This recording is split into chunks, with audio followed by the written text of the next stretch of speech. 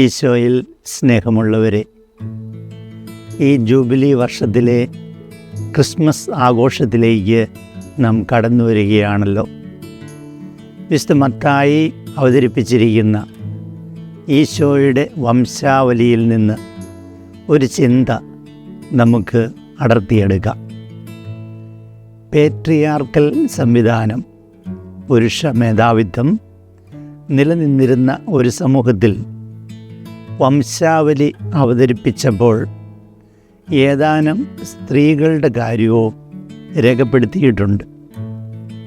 Tamar, Rahab, Ruth, ബത്ശബ, ഈശോയുടെ അമ്മയായ മറിയം. ഇവരിൽ 3 പേർ വിജാതീയ സ്ത്രീകളുമായിരുന്നു.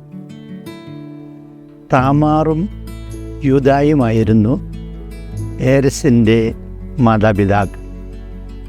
ഈ പേരസിലൂടെ രക്ഷാചരിത്രം തുടരുന്നതായി നാം കാണുന്നു.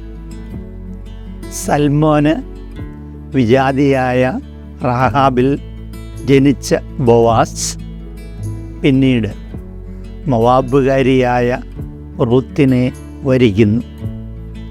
അവർക്കുണ്ടായ ഓബദാണ് ദാവീദിൻ്റെ പിതാവായ ജസ്സയുടെ പിതാവ്. ഈ ദാവീദിന് ഹിത്തിയായ ബത്ശബയിൽ സോളമനെ ലഭിക്കുന്നു. ദാവീദിൻ്റെ സിംഹാസനത്തിന് അർഹനായത് ഈ സോളമനാണ്. ഈ ദാവീദിൻ്റെ പുത്രനായിട്ടാണ് പരിശുദ്ധ കന്യകാമറിയത്തിൽ നിന്ന് ദിവ്യരക്ഷകൻ ഈശോ ജനിക്കുന്നത്. ഈ സ്ത്രീകളെ വംശാവലി ചേർത്തതിലൂടെ ചില സത്യങ്ങൾ വെളിപ്പെടുന്നുണ്ട്. സ്വജാതീയർക്കും വിജാതീയർക്കും ഇടമുള്ള സാർവത്രിക പദ്ധതിയാണ് രക്ഷയാണ് ദൈവത്തിൻ്റെ രക്ഷാകർമ്മം.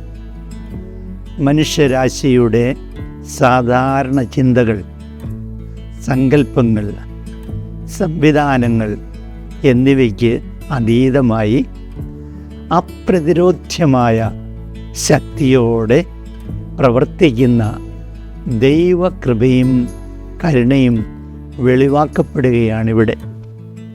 വ്യക്തികളുടെ പരാജയങ്ങളും വൈകല്യങ്ങളും സാമൂഹിക സാഹചര്യങ്ങളും പരിമിതികളും രക്ഷാചരിത്രത്തിൻ്റെ മുന്നേറ്റത്തിന് തടസ്സമാകുന്നില്ല എന്ന് മാത്രമല്ല, അനന്തമായ സ്നേഹപ്രവാഹമാണ് ഈ ചരിത്രം എന്നും വെളിപ്പെടുന്നു.